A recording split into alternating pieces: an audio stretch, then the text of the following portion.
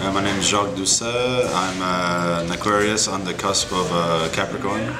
Depending on if it changed or not, I'm not sure. Apparently it did, but I guess it didn't. So I'm an Aquarius on the cusp of Capricorn, Jacques Doucet, from Nova Scotia, Canada. I go by the name of Montreal Feb. My sign is Gemini, or the water rat for the Chinese horoscope, and I was pretty bummed out about the water rat for a long while. But then I talked to some Chinese people the other day and I'm completely comforted and I'm feeling good about it.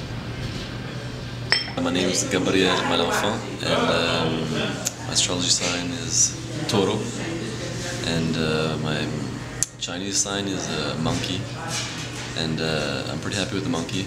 And there's a website called SuzanneWhite.com, and they take your Western sign, your Eastern sign together, and they make startling conclusions and generalizations about your life. Oh, c'est not a man. Okay. Spiritual life. The closest thing that I've got to spirituality in my beliefs is Taoism, where it's yin-yang philosophy, I guess, where you know, you'll have a great day and a bad day, but then in the day everything balances out. I don't believe in a higher power necessarily, or at all, but I also don't know what's on the other side.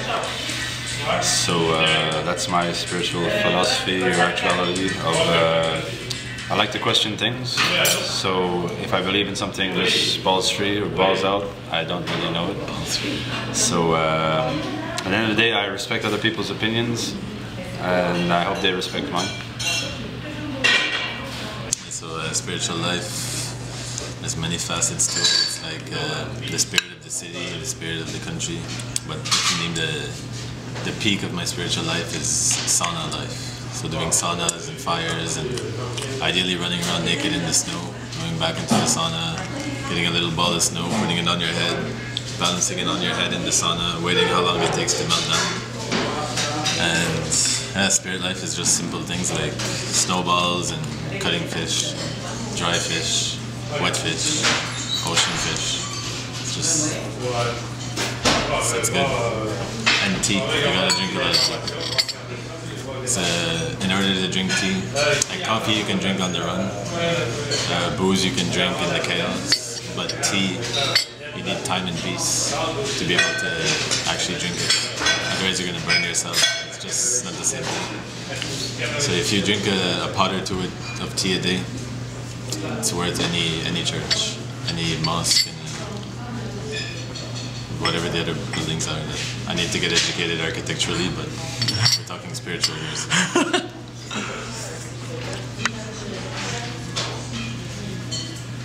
Spirituality, I think it's like an innate thing. It's like a driving force that's been circulating within us and circulates within everything. And I heard a good story yesterday, and it was my girlfriend works with a coworker, and she said that her sister had gone into her grandmother's room once her grandmother had passed away, just to go check out and to check the pictures in the room, the bedroom. And then when she came out of the bedroom, she had something in her head said, "I have to go back in the bedroom." And she went back in the bedroom, and something in her head told her, "You have to rip open the comforter. You have to rip open the blanket." So she started ripping open the whole blanket, and she found $10,000 hidden in the blanket. And basically, like our grandparents, they hide stuff hide money in fridges and freezers and everywhere else because they don't trust the bank. So and these are people that are basically non-spiritual people that don't believe in something invisible, you know. So it's kind of an interesting story, more tangible, but spirituality is just a timeless thing that travels, and it's a certain vibration, and everything has a spirit. My fishies have spirits, and some more spirit than others. Rock has a spirit, and different densities, and some material, some are not. But it's something that makes you thrive, strive, and stay alive. For the question for language and place, I believe every place has a language. Every region has a little different subtlety, a difference between like from Montreal to Laval to wherever. Every little region in the Maritimes has a different language. It's important to be able to express yourself within your province, country, and internationally, but I believe that you have to keep your language per your place, meaning that it makes it unique and one of a kind. Well, I guess that's the same thing, but it makes it unique to the region, meaning it's for somebody that's not from there. Something more to go and discover that region is with the language. I like the idea because I think language in place is like a gift to make sure that we don't stay still.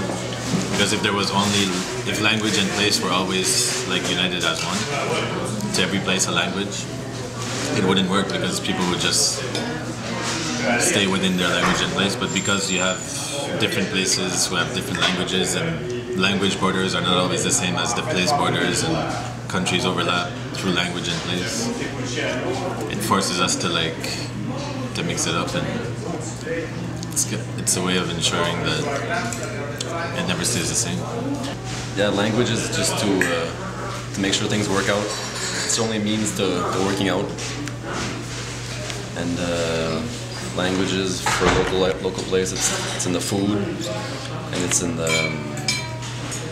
the food comes from the water, and the water comes from everywhere, and the ground comes from everywhere. So everything, wherever you go to in a certain space, the lieu is helping to groove the language, and like coastal people often, and I've always got the walls of the ocean. It's something that slows you down and morphs the language. I think it's all part of it, I think.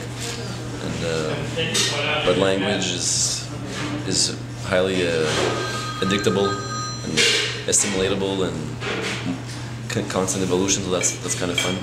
I like my language. I like that language is always changing. I say that now, but tomorrow I'll be saying different words in different ways. And living another day, another year here in Montreal. I think everybody has a role to play in life's plan. No, but seriously, I believe I'm on Earth to be here. But also it's a question, because people always ask the question, why am I on Earth? And if you ask yourself the question, then you have to search inside yourself to figure out why you're actually on Earth. Is it to do good? Is it to help people? Or is it to question people so other people don't make this mistake of following blindly other people? It's like the blind following the blind, or is it the informed following the other people?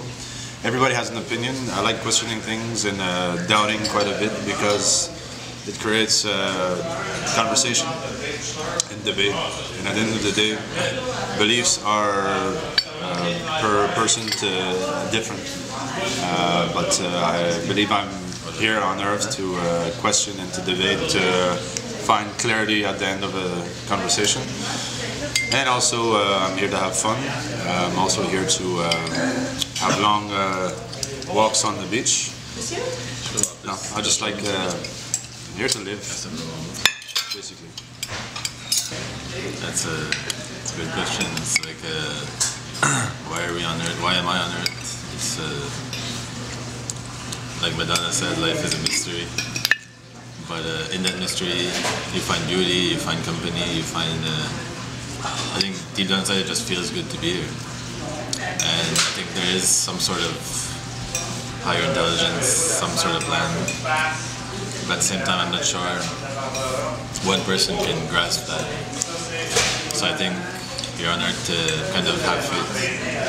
And I'm not necessarily saying religious faith, but some sort of faith. As long as you have some sort of faith, a lot of stuff can happen. And I think we're here to not do harm and just ride with the pigeons,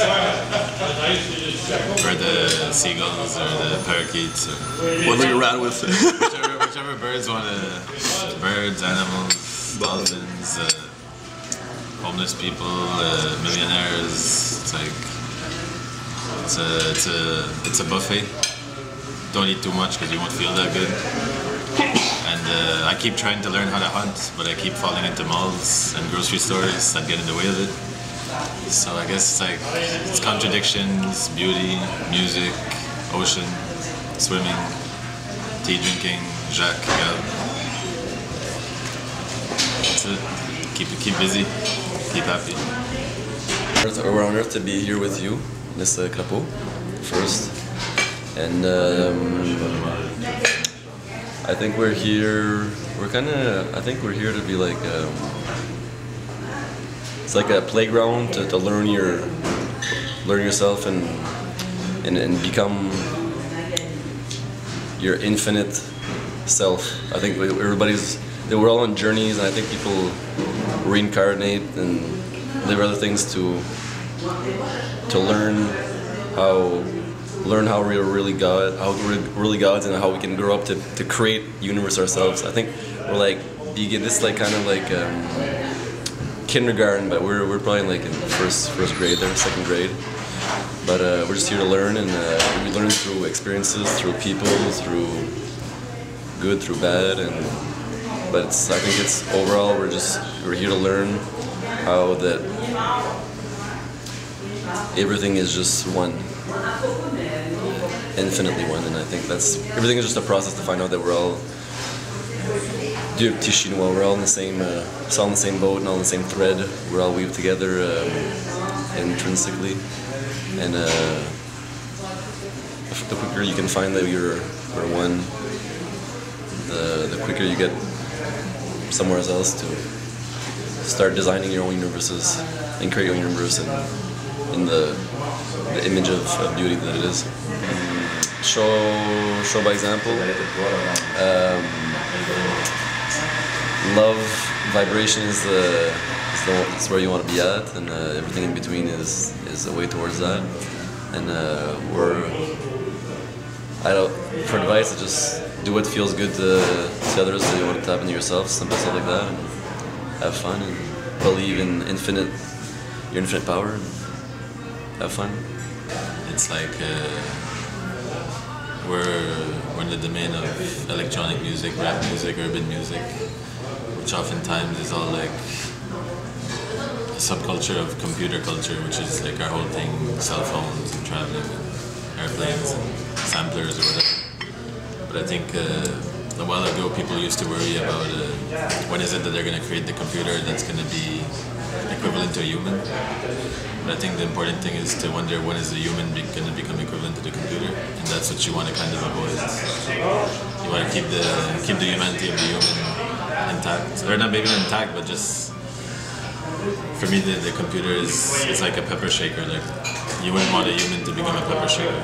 So I think that goes along with the love and vibration, and like you said, the spaces in between the notes, the spaces in between the cells. That's what it's about. I'm gonna contradict with computer theory.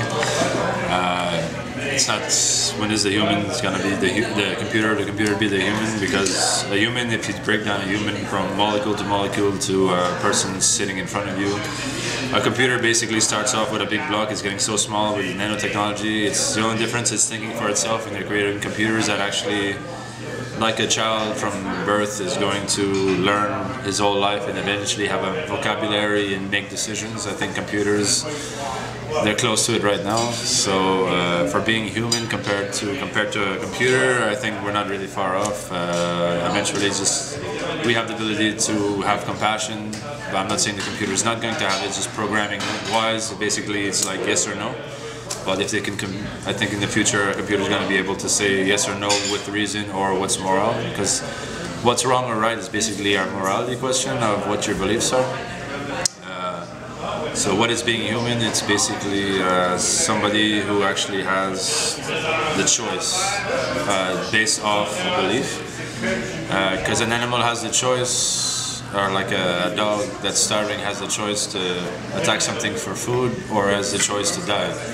It's not much of a choice. A human in the same conditions will do the same thing. So being human is, in my opinion, not overly special, except for we can communicate with each other on a way that we can understand each other, but we're not understanding anything else. I gotta disagree with his disagreement. Yeah.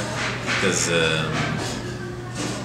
you can have a vision of human as just like a sum of parts that makes this like amazing machine, but I think an essential part of life is the access to the infinite, and that's something that the machine, I don't think the machine can access that. So once you realize in the potential of of infinity, it's definitely something to think about. That probably has to do with human or animal or any form of life. To retort on that, I believe that the human can believe in infinity.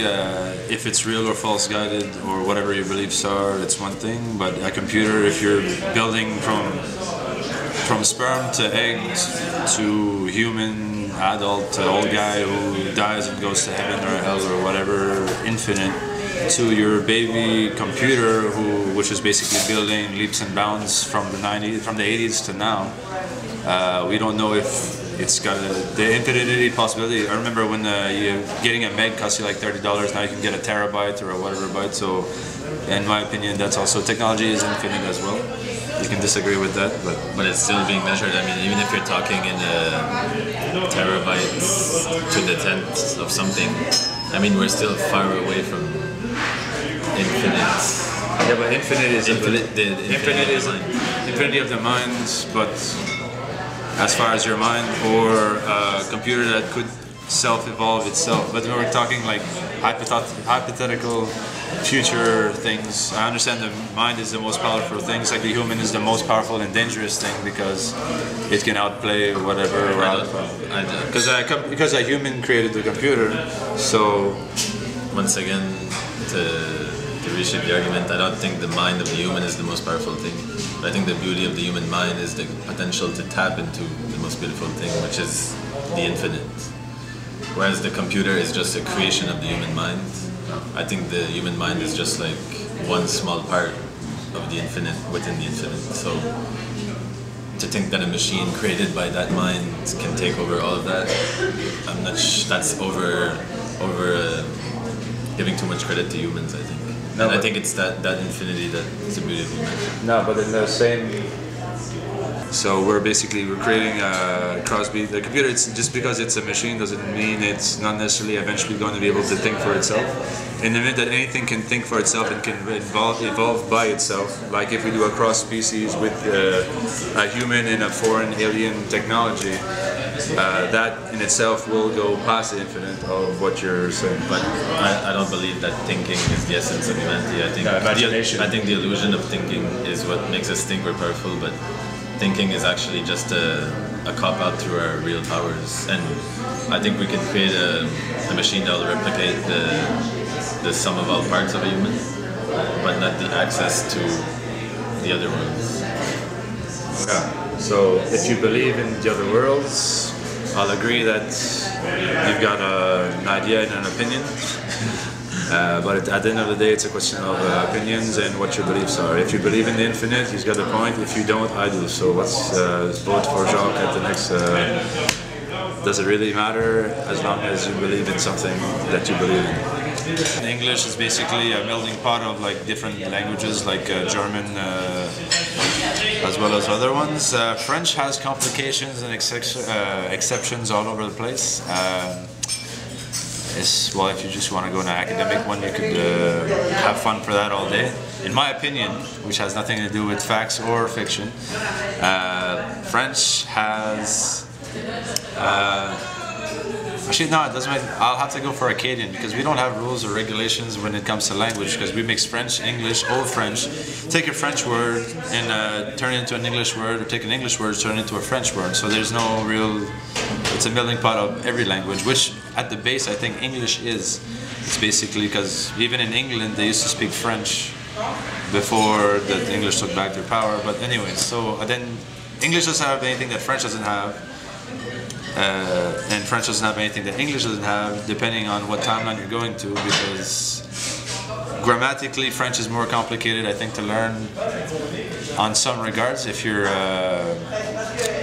English, and English is really hard for a French person to learn because it doesn't make sense. Why would you pronounce the H or not? Some have real reasons, others just have, oh, it sounds better. Why is it feminine or masculine? It sounds better, but doesn't make sense for another person. Why is voiture feminine? I have no idea. You can ask a guy, he'll give you a reason. Is it the right one? I don't know. So no, French doesn't have anything that English doesn't have, and English doesn't have anything that French has. Actually, you can just play with that. I have no idea. to keep it simple. I think in French it's easy to say nothing elegantly, and in English it's hard to say anything elegant. But English has the efficient language, and it's more like the language that's like, it's obviously the business language because it's more, it's a better design language. Like if Apple was making languages, they would have invented English.